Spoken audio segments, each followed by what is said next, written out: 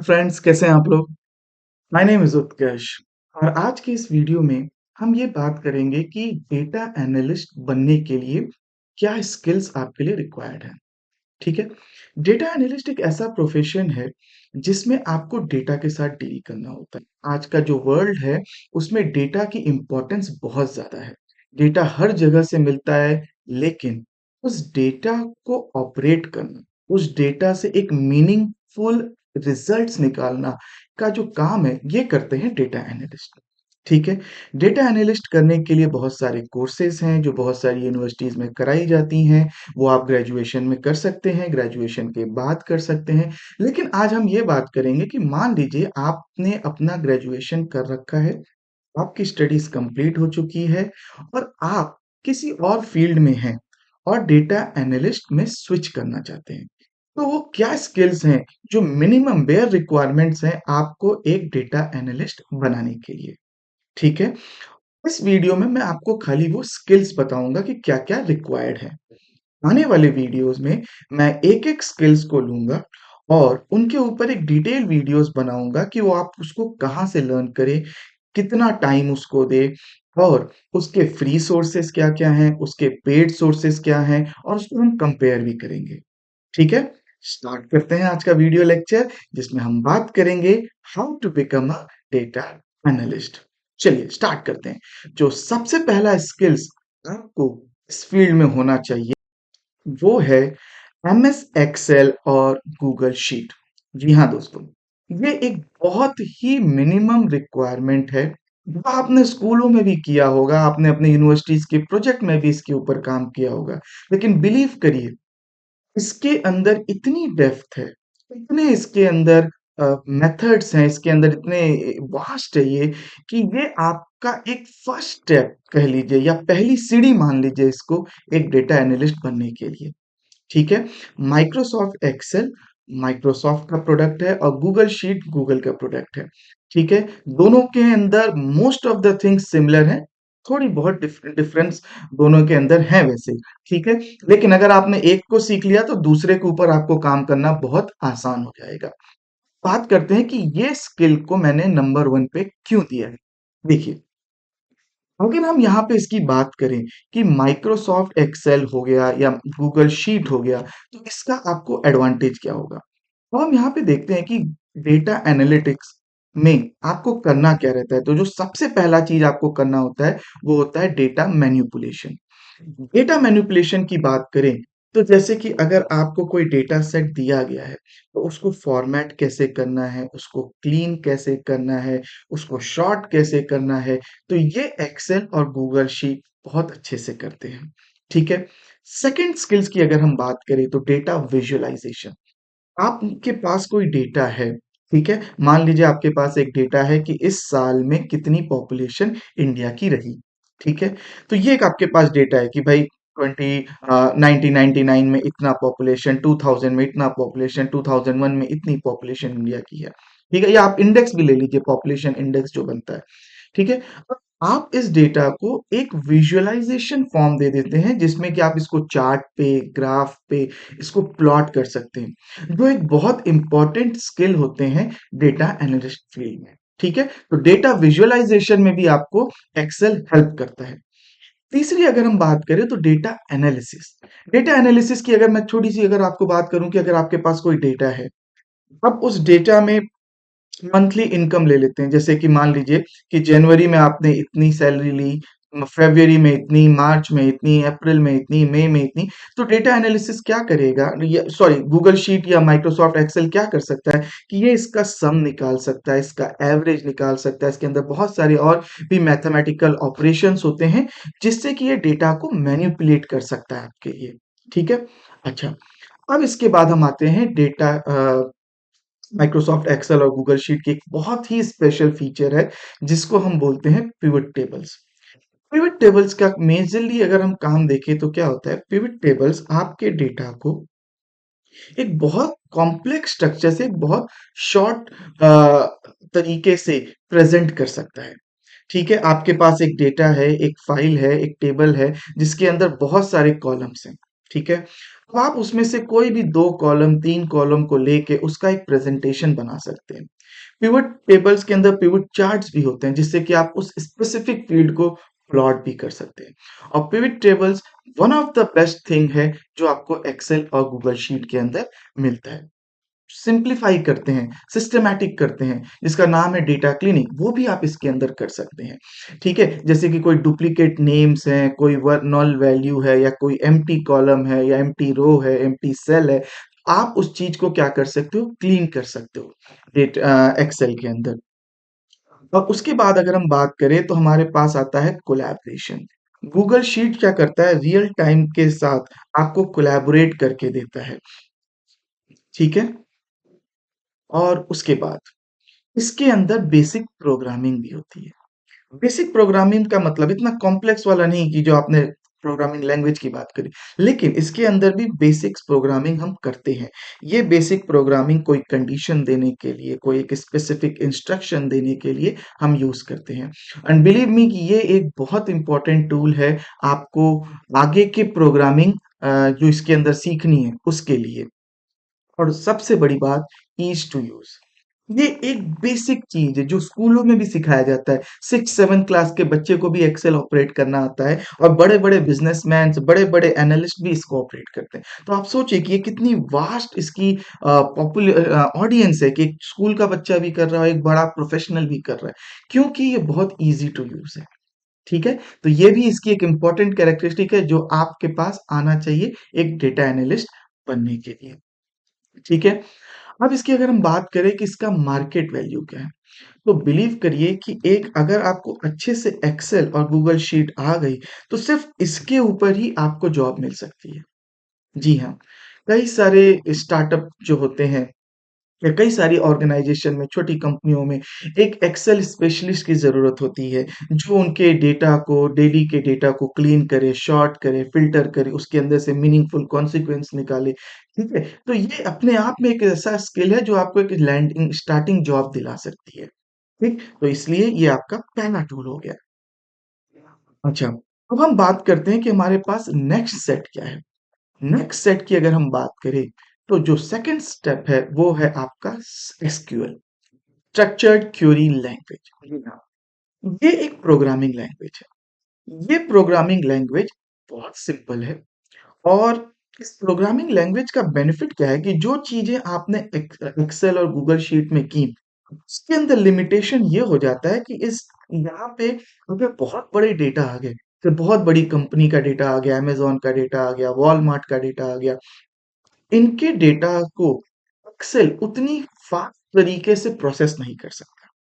ठीक है? तो एक्सेल की लिमिटेशंस भी हैं। अगर डेटा स्मॉल है, तो ये बड़ा इफ़ेक्टिव काम करता है। लेकिन अगर बहुत बड़े डेटा हैं और बहुत सारे टेबल्स हैं, बहुत सारा वैल्यू अगर किसी ऑर्गेनाइज़ेशन के पास है, तो फिर वो क्या करते हैं, वो एसक्यूएल एक डेटाबेस मैनेजमेंट में अपना काम करते हैं।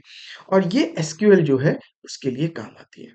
ठीक है? अब अगर हम एसक्यूएल के फीचर्स की बात करें, तो वन बाय वन हम इसको समझने की कोशिश करते हैं। अब एसक्यूएल में डेटा रिट्राइवल का मतलब क्या होता है कि किसी पर्टिकुलर टेबल के अंदर जाके किसी एक पर्टिकुलर वैल्यू को पुल करके लाना एसक्यूएल की एक बहुत इंपॉर्टेंट फीचर है। ठीक है? जिसमें कि आप प्रोग्राम का कमांड्स यूज़ करते हैं जिससे कि वो एक पर्टिकुलर कंडीशन देके आप उस वैल्यू को पुल करके या उस टाइप के जितने भी वैल्यूज़ हैं उसको आप पुल करके लेके आते हैं। ठीक है? सेकंड अगर हम बात करें तो ये है डेटा ट्रांसफॉर्मेशन। डेटा ट्रांसफॉर्मेशन की अगर हम बात करें, आपके डेटा को जैसे एक्सेल फ़िल्टर कर सकता था, सॉर्ट कर सकता था, वैसे ही एसक्यूएल भी बहुत ही एडवांस तरीके से आपके डेटा को क्या करता है, सॉर्ट करता है, फ़िल्टर करता है, कई सारे टेबल्स के दूसरे 2 अलग-अलग टेबल या 2 से ज़्यादा अलग-अलग टेबल्स को जॉइन करके एक पर्पस, एक मीनिंग आपको उससे देता है, जो आप उससे निकालना चाहते हैं। तीसरी अगर हम बात करें डेटा एग्रीगेशन। डेटा एग्रीगेशन क्या है? जो हमने देखा कि एक्सेल और शीट भी कर रहे थे। डेटा एग्रीगेशन में आप क्या कर सकते हैं कि उनके अंदर कुछ एग्रीगेशन फंक्शंस होते हैं। एग्रीगेशन फंक्शन की अगर हम बात करें जैसे कि एवरेज हो गया, सम हो गया, काउंट हो गया, मीडियन हो गया, स्टैंडर्ड डेविएशन हो गए। ऐसे कमांड्स देके भी आप एसक्यूएल के अंदर अपने डेटा के अंदर से मीनिंगफुल वैल्यूज़ ट्रेन कर सकते हैं। ठीक है? उसके बाद हम बात कर चुके हैं data filtering and sorting. Data filter और डेटा सॉर्ट करने के लिए भी ये एक बहुत इम्पोर्टेंट टूल है, जिसमें कि आप क्या कर सकते हैं कि अपने एक पर्टिकुलर सेट्स ऑफ कमांड्स को देके उस डेटा को आप फ़िल्टर कर सकते हैं, एक पर्टिकुलर कंडीशन के साथ सॉर्ट कर सकते हैं, जिसके अंदर group by, order by commands को हम लोग दे सकते हैं। फिर डेटा जॉइंस। जॉइंस एक बहुत इम्पोर्टेंट टूल है, जो एक्सेल के अंदर एक कमी है, लेकिन एसक्यूएल बहुत इम्पोर्टेंट काम करता है इसके ऊपर।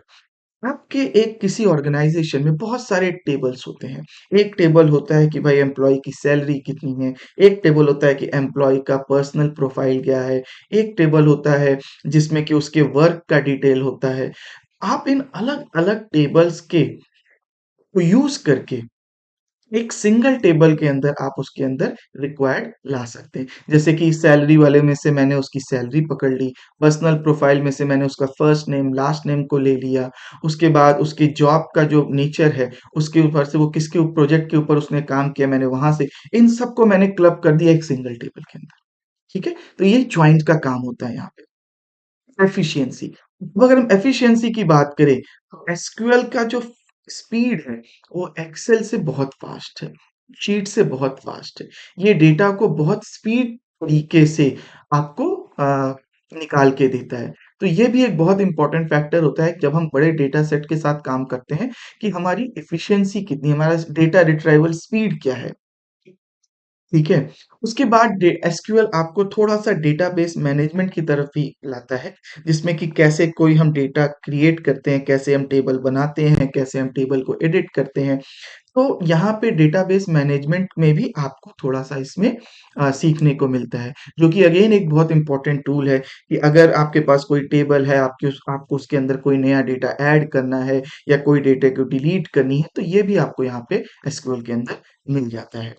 और अगर हम बात करें इसके करियर अपॉर्च्युनिटीज़ की, जैसे मैंने आपको एक्सेल बताया, तो यहाँ पे मैं आज जितने भी स्किल्स आपको बताने वाला हूँ, सारे स्किल्स को अगर आपने सब सीख लिया, तो आप एक परफेक्ट डेटा एनालिस्ट बन सकते हैं और अगर आपने इन इंडिविजुअल स्किल्स को आपने उसके ऊपर मास्टरी कर ली, को लैंड करवा देगा, ठीक है? तो एसक्यूएल का भी बहुत ज़्यादा मार्केट डिमांड है, बहुत ज़्यादा इसमें जो लोग होते हैं, वो खाली एसक्यूएल के ऊपर कमांड पाके भी एक अपनी जॉब स्टार्ट कर सकते हैं, तो ये भी एक बहुत इम्पोर्टेंट चीज़ है, जो आपको मास्टरी करनी पड़ेगी, ठीक है?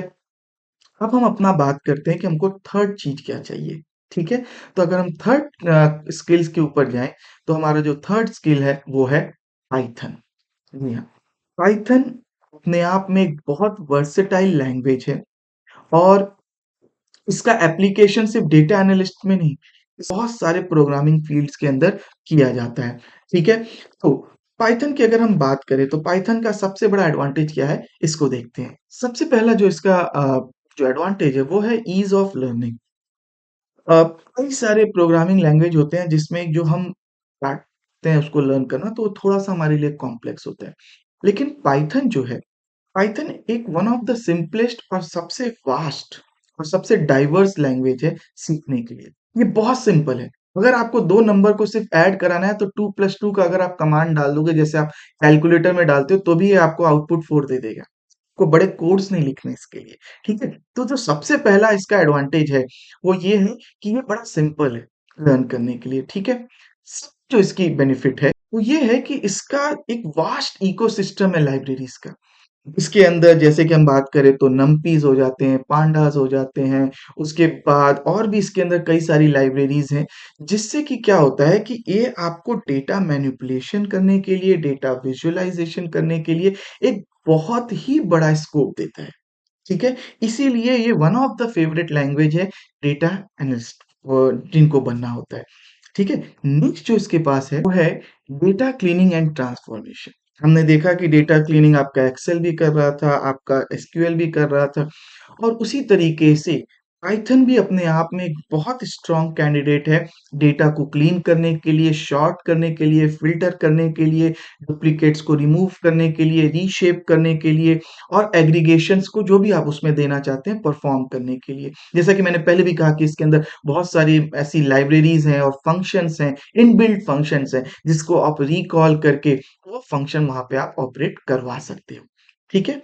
नेक्स्ट जो इसका एडवांटेज है, स्टैटिस्टिक एनालिसिस और मॉडलिंग। ठीक है? डेटा एनालिस्ट के लिए स्टैटिस्टिक्स के ऊपर कमांड होना बहुत ज़रूरी है और पाइथन जो है इसके अंदर जो इनबिल्ट इसकी लाइब्रेरी है, वो किसी भी डेटा को बहुत अच्छे तरीके से स्टैटिस्टिकल वे में एनालाइज़ करके आपको देता है, उसकी मॉडलिंग करता है, उसमें हाइपोथेसिस टेस्टिंग हो जाती है। अगर आप डेटा एनालिस्ट हो और आगे जाके उसमें आप डेटा साइंटिस्ट के ऊपर भी वर्क करना चाहते हो, तो ये आपको एक बहुत अच्छा प्लेटफ़ॉर्म देता है, जिसमें कि आप अपने आप को एक्सेल कर सकते हैं, ठीक है? नेक्स्ट अगर हम बात करें डेटा विज़ुअलाइज़ेशन की, तो पाइथन के अंदर कुछ ऐसे टूल्स भी हैं, कुछ ऐसी फंक्शंस लाइब्रेरीज़ भी हैं, जिसके अंदर आप डेटा विज़ुअलाइज़ेशन भी कर सकते हो, ठीक है? डेटा विज़ुअलाइज़ेशन हमने देखा एक्सेल में भी किया जा सकता था, जहाँ पे हम ग्राफ और पाई चार्ट वगैरह को हम यूज़ कर सकते थे। सिमिलरली पाइथन के अंदर भी हम इसको कर सकते हैं। हाउएवर इससे भी एडवांस वर्ज़न में आप डेटा विज़ुअलाइज़ेशन कर सकते हो, वो भी हम आगे बात करेंगे। Python also supports data visualisation ठीक है। फिर आता है डेटा स्टोरी टेलिंग ठीक है। तो पाइथन के अंदर अगर आप एक प्रॉपर कोड देख के उसकी विजुअलाइजेशन को करके आप एक प्रॉपर तरीके से एक डेटा को एक रॉ डेटा को एक मीनिंगफुल आउटकम दे सकते हो जिससे कि जो एक बंदा अगर टेक्निकल फील्ड से नहीं भी है तो भी उस डेटा को वो समझ जाएगा और उसके आउटकम को वो समझ सकता है। ठीक है? तो इसे हम कहते हैं डेटा स्टोरी टेलिंग। तो ये भी हमें पाइथन एक करने में हेल्प करता है। ठीक है? तो अगर हम इस बात को कंक्लूड करें पाइथन के लिए तो पाइथन जो है अपने आप में एक बहुत बड़ा पैंडोरा बॉक्स है। अगर आपने इसके ऊपर मास्टरी कर ली तो बिलीव करिए कि आपका डेटा एनालिस्ट बनने का 30 टू 40% टास्क एकदम 100% हो जाएगा, ठीक है? तो पाइथन क्या होता है इसके अंदर पावरफुल सिंटैक्स हैं, इसके अंदर कॉम्प्रिहेंसिव लाइब्रेरीज़ हैं, इसके अंदर पावरफुल एनालिटिक कैपेबिलिटीज़ हैं, जो कि आपके डेटा एनालिस्ट के डे टू डे जॉब को बहुत स्मूथ कर देगा, ठीक है? तो अगर आपने इसको अच्छे से कर लिया, पाइथन प्रोफिशिएंसी अगर आपने अपने अंदर ले आई, तो आपके पास मार्केट में जॉब लेने में आपको कोई भी प्रॉब्लम नहीं आएगी, ठीक है? पाइथन हो गया। अब हम आगे बढ़ते हैं, जो हमारा नेक्स्ट टूल है, जो आपको स्किल्स आने चाहिए, वो है आर लैंग्वेज, ठीक है? अब यहाँ पे बहुत सारे कंपैरिज़न होते हैं कि हम पाइथन सीखें, कि हम आर सीखें या हम दोनों सीखें। मेरा ये मानना है कि आप स्टार्ट करो पाइथन से। पाइथन एक इम्पोर्टेंट और वर्सेटाइल प्रोग्रामिंग लैंग्वेज है। जब आप पाइथन ने आप के ऊपर आपने कमांड कर लिया है, तो आप आर लैंग्वेज के ऊपर भी शिफ्ट करो। आर लैंग्वेज को शिफ्ट करने का क्या है कि पाइथन बहुत वर्सेटाइल है। लेकिन अगर हम बात करें कि स्टैटिस्टिक्स और डेटा के ऊपर अगर आपको बहुत स्पेसिफिकली काम करना है, आर लैंग्वेज इसीलिए बना है। आर का जो स्टैटिस्टिक एनालिसिस का जो उसका हैंड है, वो पाइथन से भी एडवांस लेवल पे है। लेकिन अगर हम बात करें ईज़ ऑफ प्रोग्रामिंग की, पाइथन के अंदर आपको ईज़ ऑफ प्रोग्रामिंग ज़्यादा मिलेगी, ठीक है? इसलिए आप ईज़ ऑफ प्रोग्रामिंग के लिए अगर मैं बात करूँ, अगर आपने पहले प्रोग्रामिंग नहीं की है या अगर आपने पहले कोई भी प्रोग्राम अगर आपने नहीं सीखा, एकदम आप न्यू हो इस फील्ड में, तो आप पाइथन से स्टार्ट करो, ठीक है? स्टैटिस्टिक एनालिसिस की बात कर रहे थे मैं, आर लैंग्वेज जो होता है वो एक्सटेंसिव कलेक्शन है इसके पास लाइब्रेरी का और पैकेजेस का जो एक पर्टिकुलर या किसी भी स्पेसिफिक स्टैटिस्टिकल एनालिसिस को परफॉर्म करने के लिए कैपेबल होता है। दूसरी अगर हम बात करें डेटा मैनिपुलेशन की, तो आर लैंग्वेज भी अपने आप में बहुत स्ट्रॉन्ग है किसी भी डेटा को मैनिपुलेट करने के लिए मतलब उसको फ़िल्टर करने के लिए, सॉर्ट करने के लिए, एनालाइज़ करने के लिए, तो ये भी ये कर इसके बाद विज़ुअलाइज़ेशन।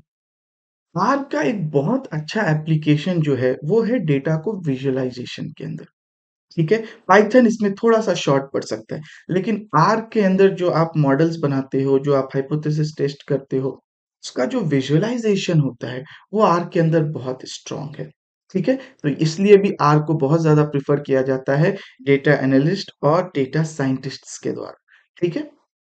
नेक्स्ट जो हमारे पास है integration with other tools.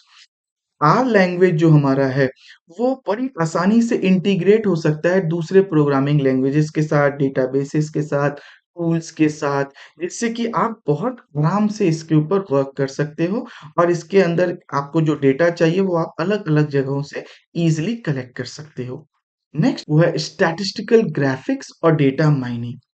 Statistical graphics क्या है कि अपने आप में कॉम्प्लेक्स तरीके के जो ग्राफ्स होते हैं, कस्टमाइज़ रिप्रेजेंटेशन जिसको हम कह सकते हैं, वो ये हमें करने को मदद करता है। ये आपको एक ट्रेंड बता सकता है और उसके बाद आपको पैटर्न्स बता सकता है फ्यूचरिस्टिक अप्रोच करके।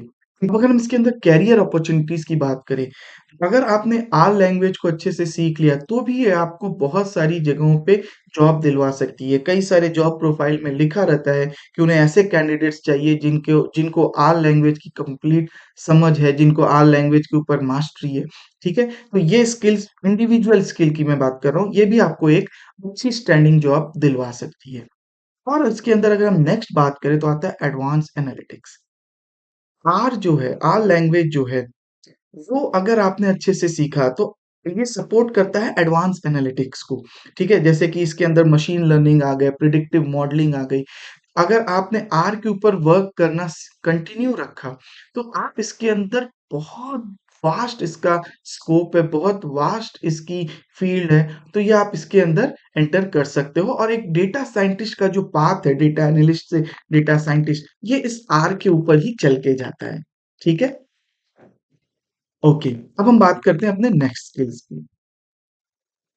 नेक्स्ट स्किल जो हमारा है, वो है टैब। अब हमने जो अभी तक हमने देखा, वहाँ पे हम बात कर रहे थे कि हम डेटा को मैनिपुलेट कर रहे थे, फ़िल्टर कर रहे थे, सॉर्ट कर रहे थे, उसके अंदर हम अपने पर्टिकुलर तरीके से कमांड देके या लैंग्वेजेस में जो हमने देखा कि हम डेटा के ऊपर वर्क कर रहे थे। लेकिन टैबलू जो है, टैबलू एक स्पेशल टूल है विज़ुअलाइज़ेशन के लिए, ठीक है? विज़ुअलाइज़ेशन का इम्पोर्टेंट बहुत हो जाता है क्योंकि आप देखते होंगे कि कई बार आप न्यूज़पेपर देख रहे हो, तो न्यूज़पेपर में अगर आपको कहीं कोई कोई भी चीज़ को अगर देना है, अगर वो टेबल फॉर्म में दे दे तो उतना अट्रैक्टिव नहीं होता है।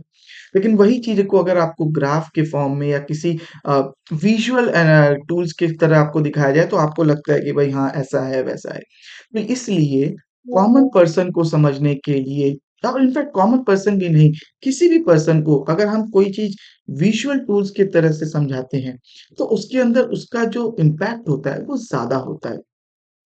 तो टैबलू हमारे अंदर वो स्किल्स देता है, जिससे कि हम किसी भी डेटा को विज़ुअलाइज़ कर सकें और ये विज़ुअलाइज़ वो एक्सेल वाला नहीं है, जिसमें आपने उसको पाई चार्ट बना दिया या ग्राफ बना दिया या ऐसे सिंपल वाले ग्राफ, नहीं। टैबलू के अंदर बहुत वास्ट तरीके से, बहुत अलग-अलग तरीके से आप डेटा को विज़ुअलाइज़ कर सकते हो। ठीक है? अब अगर हम इसकी बात करें, इसके अंदर इंटरैक्टिव डैशबोर्ड्स होते हैं जिसके हेल्प से आप डेटा को बहुत अच्छे तरीके से विजुअलाइज़ करवा सकते हो। इसके अंदर अगर हम बात करें करियर अपॉर्च्युनिटीज़ की तो यस, अगर आपने टैबलू के ऊपर भी अच्छा कमांड बना लिया है, तो कई सारे ऑर्गेनाइज़ेशन जो होते हैं वो सिर्फ़ टैबलू जिनको आती है उनको भी जॉब देते हैं। क्योंकि इसका मेन काम क्या होता है कि ये किसी भी डेटा सेट को एक प्रॉपर तरीके से सॉर्ट करके, फ़िल्टर करके, अरेंज करके उसको विज़ुअलाइज़ करवाते हैं। और ये जो विज़ुअलाइज़ होता है कि ये जो स्क्रीन के ऊपर एक एक कलरफुल डायग्राम्स, कलरफुल पैटर्न्स बन जाते हैं, ये बहुत इफ़ेक्टिव होते हैं जब आप मार्केट में इसको लेके जाते हो। जब आप कोई अपना काम किसी से करवाने जाते हो या किसी को अपना प्रेज़ेंटेशन देने जाते हो, अपने किसी भी रिसर्च का या किसी भी डेटा एनालिसिस का।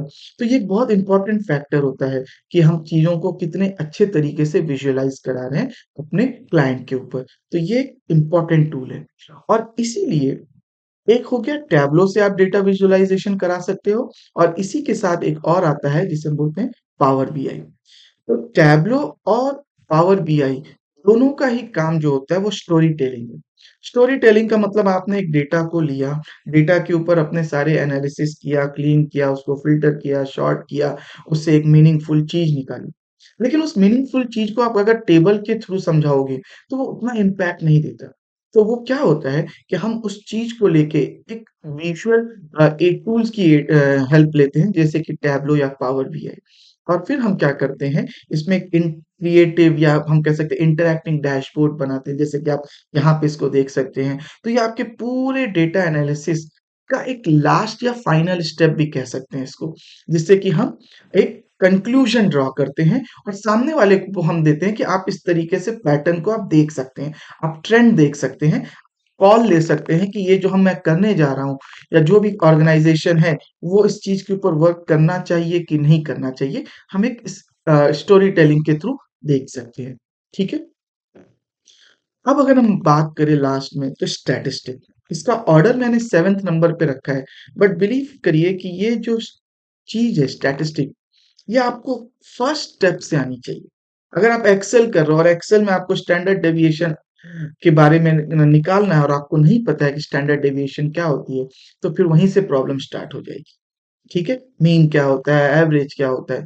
तो स्टैटिस्टिक के लिए मैं आपको सबसे पहले ये सजेस्ट करूँगा कि आप पहले class 11th 12th 9th 10th से स्टैटिस्टिक्स स्टार्ट हो जाती है, तो 9th 10th 11th 12th की स्टैटिस्टिक्स को पहले आप पढ़ें, मैथ्स से, ठीक है? उसके जो बेसिक क्वेश्चंस है उसको सॉल्व करें, उसको समझें कि वो क्या है, ठीक है? जब आपके पास इतना बेसिक ग्राउंड नॉलेज हो जाएगा, मैं आपको बहुत एडवांस स्टैटिस्टिक की बात नहीं कर रहा हूँ, लेकिन इतना आपके पास मिनिमम होना चाहिए कई चीज़ों को समझने के लिए। ठीक है? क्योंकि जब हम आर के ऊपर आएँगे तो आर के अंदर मैंने आपको बताया कि इसके अंदर स्टैटिस्टिक कितना एडवांसमेंट है, तो वहाँ पे आपको आपकी स्टैटिस्टिक की नॉलेज होनी चाहिए। तो ये जो 7 स्किल्स मैंने आपको यहाँ पे बताए हैं, ये आपके डेटा एनालिस्ट बनने के प्रोसेस में बहुत इम्पोर्टेंट रोल प्ले करेगा। हम आगे के वीडियोज़ में बात करेंगे कि हमें कितना टाइम देना चाहिए। आपने देखा होगा कि कई लोग कहते हैं कि मैं 3 महीने में, कोई 6 मंथ में, कोई 1 ईयर में। बिलीव करो कि जो लोग 5 साल से काम कर रहे हैं या 10 साल से काम कर रहे हैं, वो भी लर्न कर रहे हैं। तो learning is never going to stop. But yes, किसी भी टूल को हम मिनिमम टाइम में कितना दें कि हमें उसके एसेंशियल स्किल्स आ जाएँ। फिर जब हम उसके ऊपर प्रैक्टिस करते रहेंगे तो वो स्किल तो डेवलप होते ही रहेंगे। ठीक है? तो इस चीज़ के ऊपर हम आने वाले वीडियोज़ में बात करेंगे कि हम कितना टाइम इसको दें, क्या प्लानिंग हमारी रहनी चाहिए, कितना हम उसके ऊपर एक टॉपिक को क्या कवर करें, कहाँ से पढ़ें, कैसे करें, इस चीज़ के ऊपर हम बात करेंगे। ठीक है? तो आज के इस वीडियो को मैं यहाँ पे एंड करता हूँ। आई होप कि आप इस स्किल्स के ऊपर वर्क करेंगे, अपनी रिसर्च भी करेंगे और स्ट्रॉन्ग करने की कोशिश करेंगे। ठीक है? Thank you. See you next time. Bye bye.